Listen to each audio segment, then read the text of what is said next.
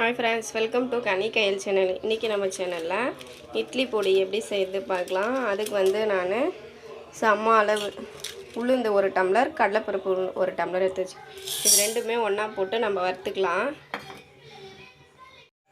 இந்த பருப்பு கலர் மாறின உடனே காஞ்ச மிளகாய் ஒரு 5-6 காஞ்ச மிளகாய் கிள்ளி போட்டுருக்கேன்.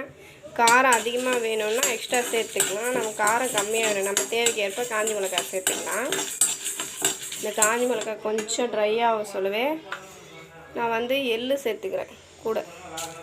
எள்ளு எதுக்காகனா டேஸ்ட்டுக்காக தான். எள்ளு ஒரு 2 பொடி.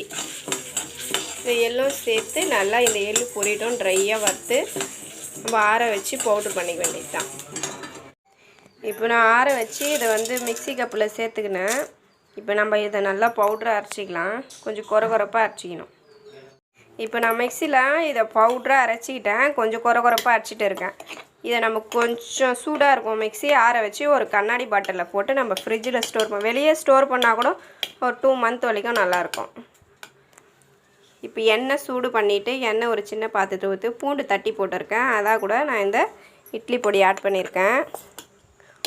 உப்பு வந்து நம்ம வரகு சொல்லே போட்டுக்கலாம். இருந்தாலும் இப்பயும் ஆட் பண்ணிக்கலாம். நம்ம விருப்பம் தான், எப்படி வேணாலும் சேர்த்துக்கலாம். இதை நல்லா நம்ம மிக்ஸ் பண்ணிக்கணும் ஃப்ரெண்ட்ஸ். அவ்வளோதான் ஃப்ரெண்ட்ஸ், ஃபைனலி இங்கே பாருங்கள் நம்மளோட இட்லி பொடி சூப்பராக ரெடி ஆகிடுச்சு. இதை நம்ம இட்லி தோசை ரெண்டுத்துக்குமே சாப்பிட்லாம்.